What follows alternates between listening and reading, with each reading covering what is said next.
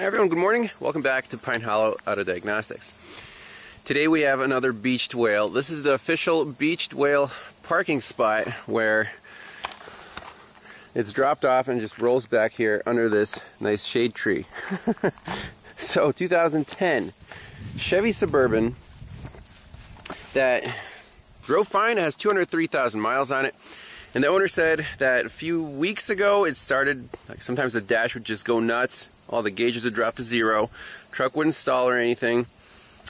Then it was becoming hard to start. It was a no crank situation. He said you had to disconnect the battery, reconnect it, and then the truck would start up and run. Last few days he tried that, it's dead in the water. No crank, nothing at all. So preliminary check here, and he said he scanned it for codes and all the modules set U codes.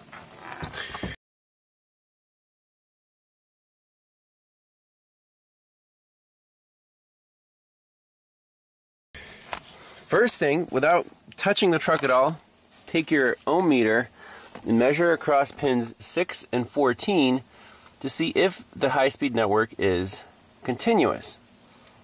You should see 60 ohms. We see 60.2 ohms. So that check right there just eliminated wiring problems on the network and, you know, basically check the continuity of the high-speed network. Now we can, you know, turn on the key, get a scanner, scan a whole truck for codes, do a full health report, and see why it's not cranking. So we got the scanner plugged in, keys on. It's definitely a no crank. If I hit automatically search, it says could not found contain text.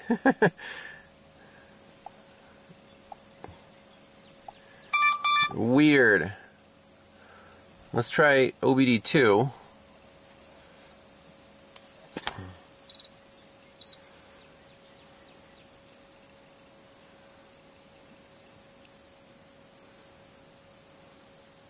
Should be CAN bus protocol, and I don't think we're going to be successful.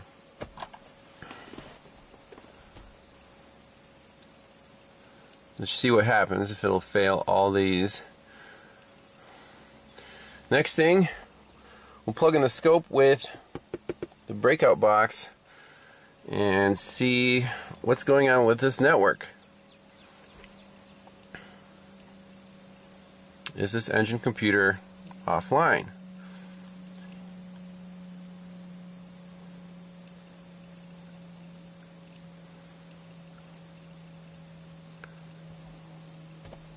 Okay, so no luck with the scanner. Okay, so we got the Bob connected, 3 channels, and on the information bus schematic we have, this is very similar to that Cadillac Escalade 2007, where pin 1 is the low speed GM LAN, low speed bus, that has all the accessory modules on it. So, and here's the high speed bus, pin 6 and 14. Go to our BCM transmission controller and engine control module, and then the second leg goes to vehicle communication interface, transfer case shift control module, so fuel pump or trailer brake control module, electronic suspension control if you have that, and then terminating resistor. So just by checking the resistance in step 1, we know that the wiring integrity of the network is fine. That's a very powerful test. But we can't talk to the engine control module whatsoever. So on the scope, 3 channels, the blue and the red channels, they're on top of each other, and that's the high-speed bus, pin 6 and 14, and the green channel is pin 1, GM LAN. So let's just turn the key on, see what this network looks like.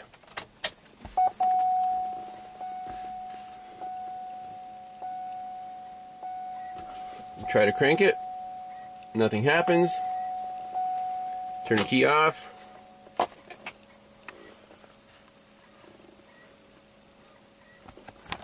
Open and close the door.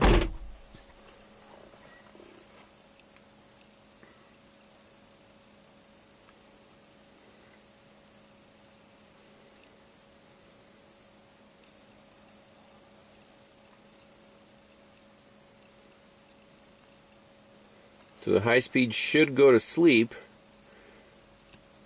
There it goes. So let's just zoom in on this.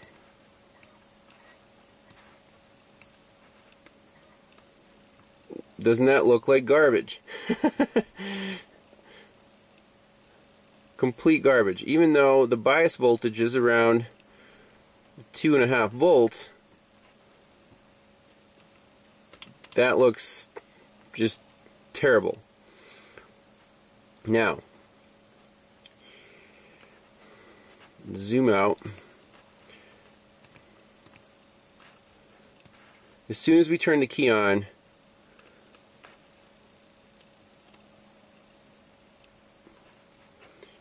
the high speed looks fine. Or I'm sorry, the low speed looks fine. The high speed looks like complete garbage. I mean, the two wires are not shorted together, but there's definitely something really wrong with this network.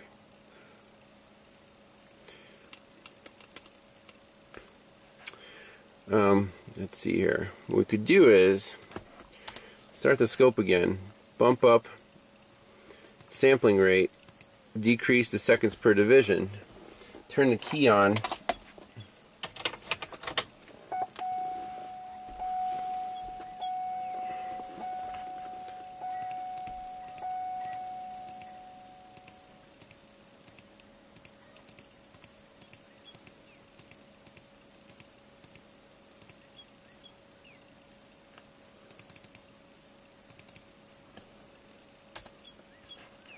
zoom in on this.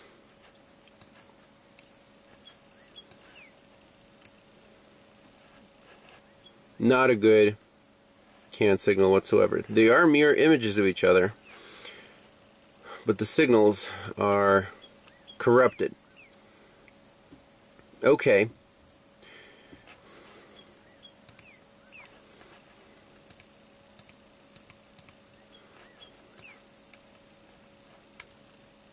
So we'll save that, and then where would you start? Should we unplug the EBCM like we did on the other truck? It seemed to be good luck. That's a easy place to start. Just remove that half of the network, eliminate the EBCM and everything downstream.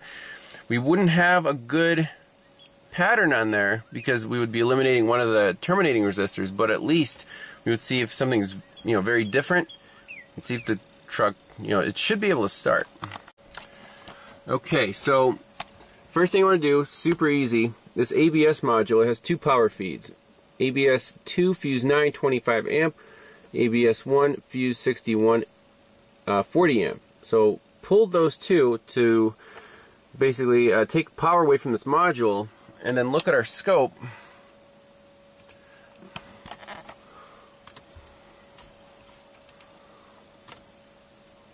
And see if that changes. Alright, so here we go. That's what our CAN looks like at the moment.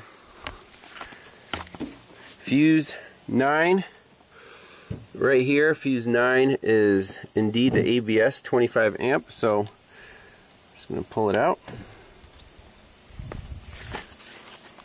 No change on the network. And the 40 amp, that would be fuse 61, ABS 40 amp.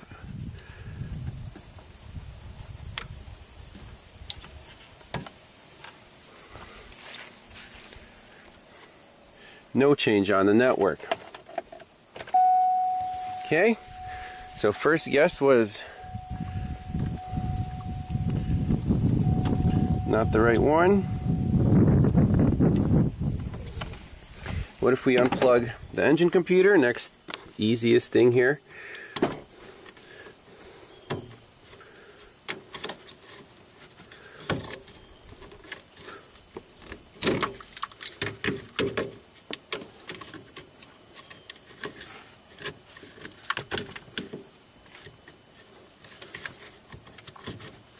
Okay, see what happened. So same garbage.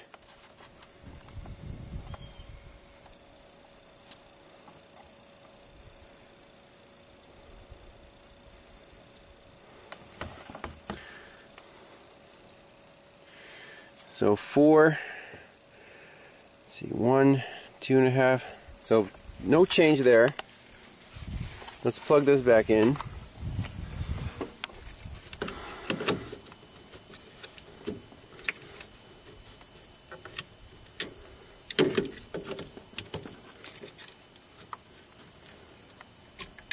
Okay.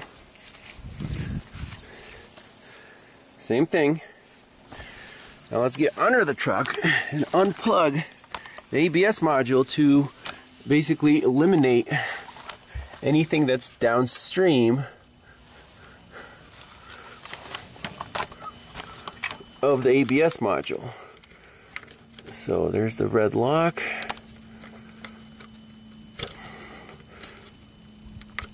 I don't remember how to unplug these. Let me just figure that out. Alright, so ABS controller is unplugged. That should eliminate all the downstream stuff. And our network still looks like garbage. Okay, very interesting. What's the next step? So, the game plan, we always go back to the network layout. So right now the vehicle is still in its funk and it's not going to sleep. The key is out. The key is right here. Not going to sleep. I plugged everything back in.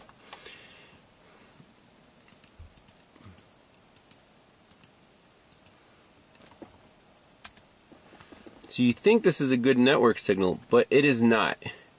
Something's turning off and then going like that. This is not good. Just complete noise.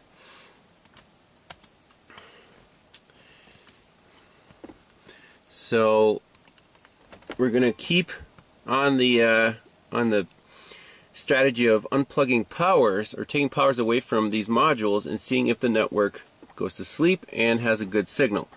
That's better than unplugging individual modules just because you're breaking the network. They are pass-throughs. So the most effective way is to look up diagrams for each module and unplug the power. So the next one is, let's see, automatic transmission control. We have a TCM bat fuse 14 10 amp. Let's go pull that one under the hood, see if anything changes on the scope.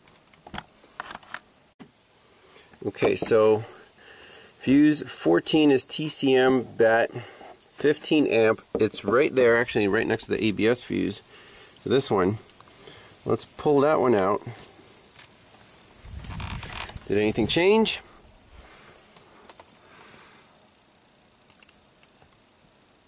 Ooh.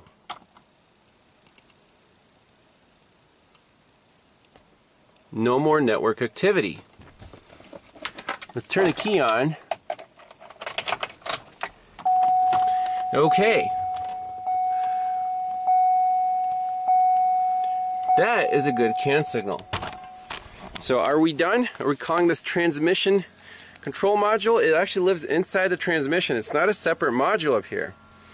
So now let's plug in the scanner, scan the whole vehicle for codes, make sure it starts and runs, and, you know, see if that's the only issue.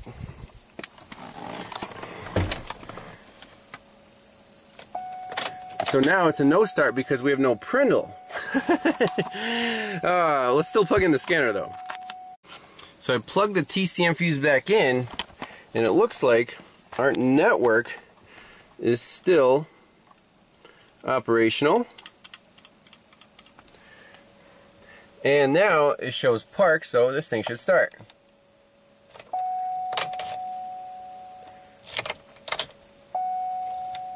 It's still a no crank.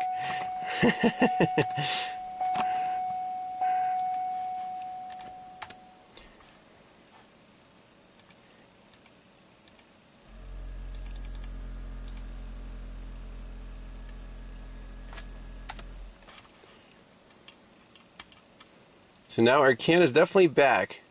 That's a good signal. Our network is sound. Why is it a no crank? Now it's time for the scanner. Alright, the THINKTOOL Pros is completely wigging out today. I've never seen this before. It self-updated yesterday and something went wrong. So I'm going to have to... This is... What the heck is this? Okay, so in the health report, it says TCM, these problems exist, transfer case, amplifier, HVAC, instrument panel, blah blah blah, EBCM. ECM's okay. I really don't like this. I'm just going to clear all the DTCs out. I'm going to have to get the snap on because this is, you can't use this. So there's something went wrong in the software update, which I didn't ask for, and now our topology map's messed up. So I don't know. Can looks good right now.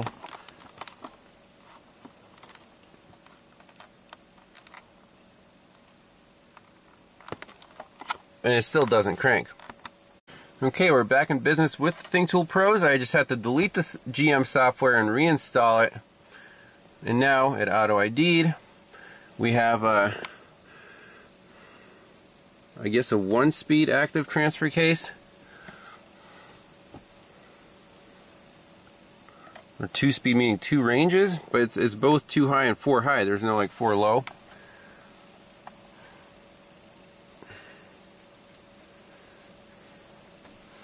Auto HVAC without trailer brake, under 8,600 pounds, without RPO Z95. Ah, much better. Alright, let's scan this thing.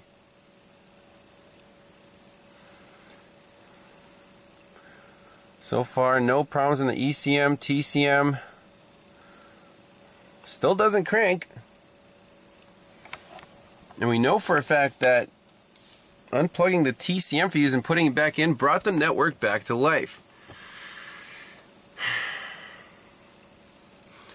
You would expect for it to start right away. So, not exactly sure what to make of this yet. Let's do a health report and then go from there. Alright, so now we actually have a nice health report with descriptions for the codes. Nothing really interesting. The ESC is saying position sensor over current 5-volt supply. Don't really care. Let's go right into ECM.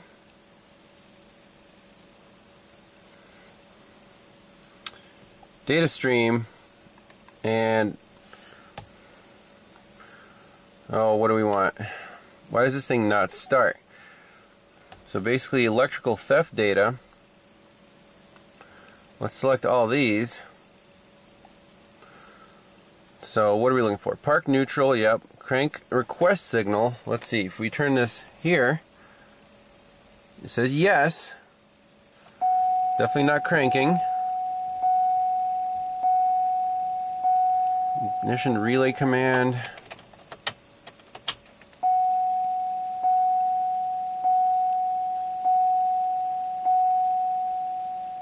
Ignition 1 signal 0 volts. Ignition accessory signal on. Vehicle theft deterrent disable.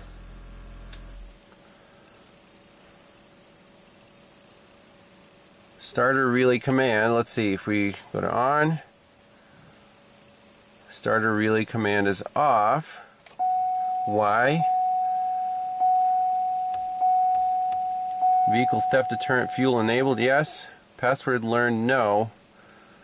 VTD fuel disable until ignition off, no. I don't like this ignition 1 signal 0 volts.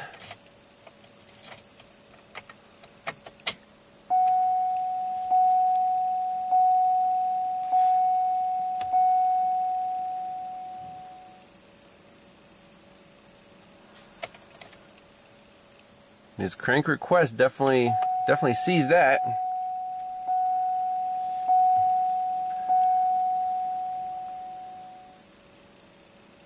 Nope, no DTCs. Okay. So now we have to go to the wiring diagram, look at the starting system, and see what is this. Is this a logic problem? Is that obviously the computer is not commanding the starter relay on, but for what reason? That's my question. Alright, so in the BCM, in the data list that says power mode, this is a good way to know if the car knows what position the key is in. So key is out. Let's put the key in, not turn it yet. So key in, that's good. So accessory, right now the current power mode is accessory. Key ignition off, run crank. Key out / accessory, okay. Run crank relay command, run relay command, off run crank signal. Go to on. So now we're in run.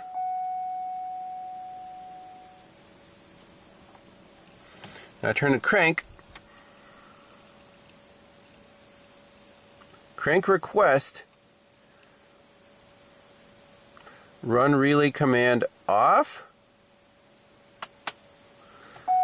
Go back to on. So here everything looks fine. Ignition accessory, run relay.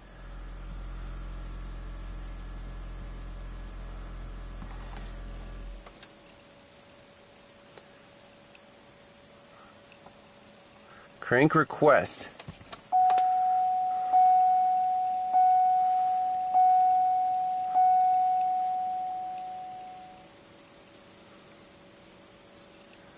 We don't care about telematics control module. What is the ECM not like? Let's see, actuation test. Can we do starter relay? Starter relay. On. Battery voltage exceeds limits. Okay, let me turn the battery charger off. Okay, battery charger is off. Still no crank. Okay, let's try starter relay test on. What the heck? We're at 12.9 volts. This is a little weird.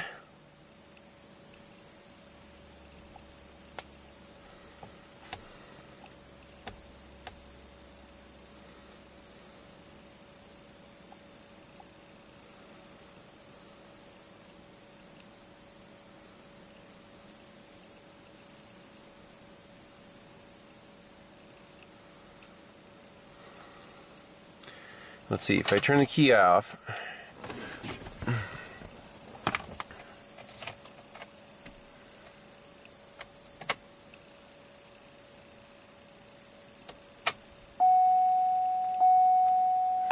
why are these not changing? Ignition accessory signal.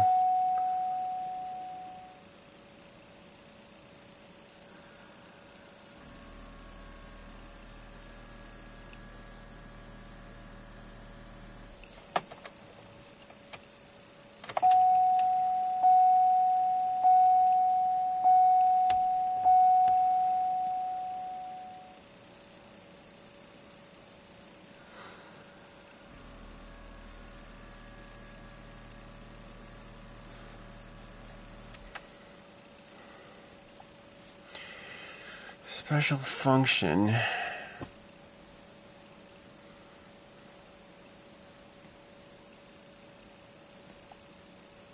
Clear fault code fail. What does that mean?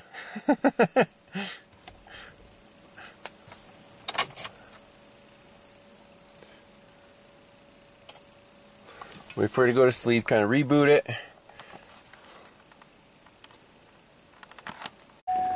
I really don't like that this engine control ignition relay command is off.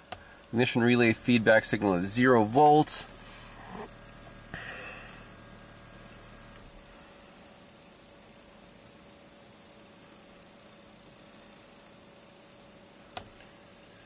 Ignition 1 signal is 0 volts. Ignition accessory signal. I unplugged the mass airflow sensor just to see if the data would change. Something's just really weird.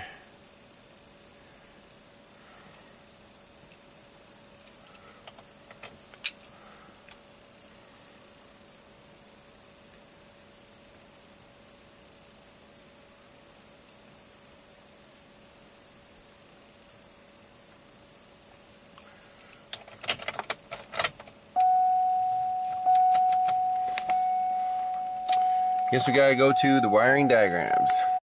Alright, just for kicks,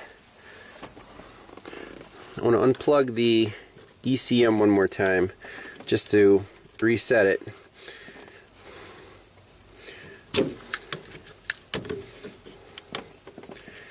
This thing still doesn't crank.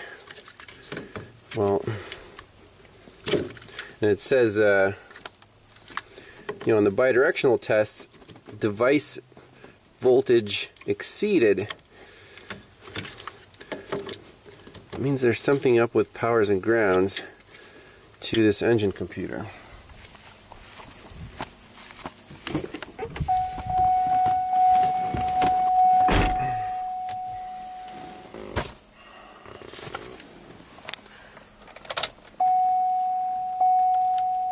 Okay, still no crank.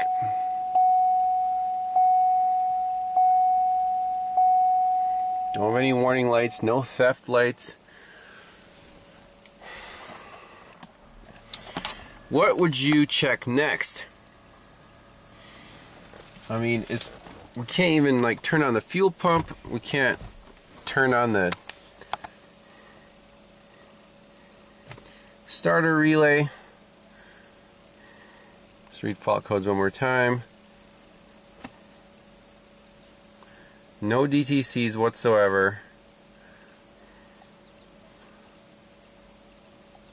Let's see, actuation test, output control, fuel pump. We're at 12.4 volts. On. Device limits exceeded, voltage out of range.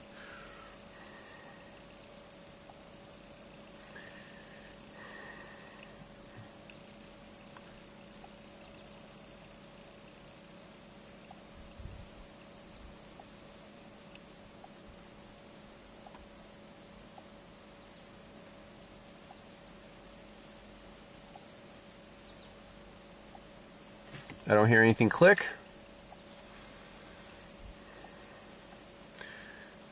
Engine controls ignition relay.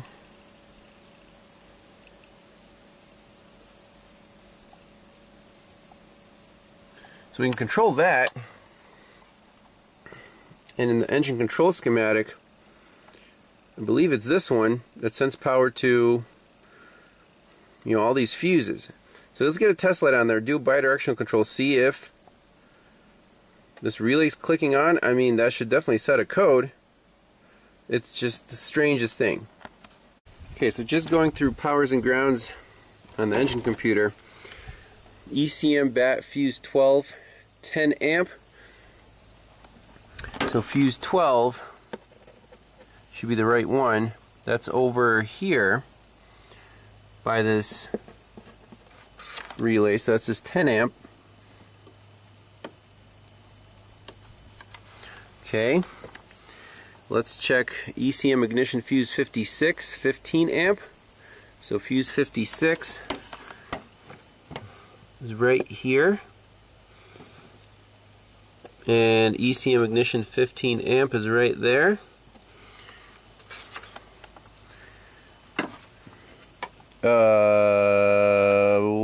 What the heck? There's a missing fuse?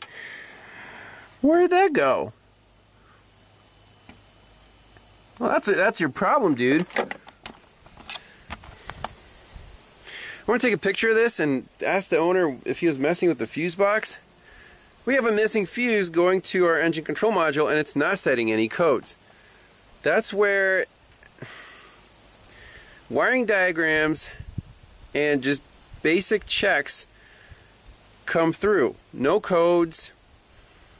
just the no crank. We did have a problem with the can. Took power away from the TCM, put it back in. That resolved that problem. I think that's the original problem. But whoever was chasing this forgot to put a fuse in, and now it's definitely a no crank. So that's pretty cool. Let's find a fuse, pop it in, make sure this vehicle starts and runs, and see if we can recreate this problem with the transmission control module. So this vehicle is diagnosed. It's just nuts. My mind is blown. Why would that fuse be missing? So I found a spare 15 amp fuse in the interior box. Let's plug it in. Yay! Oh man, this is nuts. Why would the truck not set a code for that? You would think with all these modules, the power mode, everything, like it's easy to check that, hey, we're missing the ignition power feed from this fuse. Should be super straightforward. Let's see if this truck starts up. I'm sure it will. Look, our check engine light is back. That's key.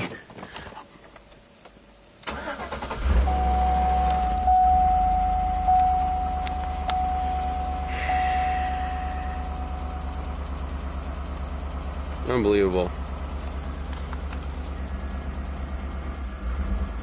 Ooh, it's not very happy. Stalled out.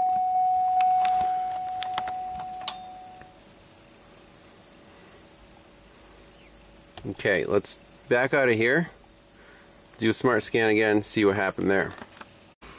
Oh, that was just the mass airflow was left unplugged. My bad. Now it should run perfect. So let's keep looking at the PICO scope on the can and see if this transmission control module is going to take down the network. So far it looks good. We proved that was the issue. Now the only way to fix this is to replace the transmission control module. It lives inside the transmission. Is it replaceable separately? Perhaps. Or if you replace the whole transmission, it comes with a module that's unprogrammed and you have to program it in. So we'll do some research on that part, but that was a diagnosis. So pretty interesting with a variable of a missing fuse. That took longer to figure out than the actual can problem. So if we get to the repair, I'll bring you guys along. If not, the owner will take this back and fix it himself. But again, this is what happens with out of town customers. If they want to take the vehicle back and do the repairs themselves, I can guarantee my diagnosis, but I can't guarantee the repairs, obviously, if someone else is doing them. So if this truck is, has another issue after the repairs, there'll be a completely separate diagnostic charge. So you have to be very clear with your customers. Thanks a lot for watching, and we'll see you next time. Bye-bye. So I'm putting together an estimate for the customer to replace this TCM valve body assembly. So this sucker is all integrated. And the retail price, if you go to a dealer, it's over $800 with tax, plus a $100 core charge. Then you need to replace the seal kit, and then you need to do service factory programming. So the entire repair is well over $1,500. So I don't know why they put this module inside the transmission. If it was external, you could just replace the module for a couple $100, reprogram it, and away you go. This is really poor engineering design. I know they want less wires going to the transmission, and then the TCM controls everything, internally. But are they trying to save on wires? Because to the customer, this really sucks in the long run. So I'm assuming the customer will want to do this repair, so we'll leave that for part 2. Also, he wanted the stability suspension control system diagnosed. Those, flashing a warning. So we'll do that later. But that's it for this diagnosis. And It is what it is. So we'll see you next time. Bye-bye.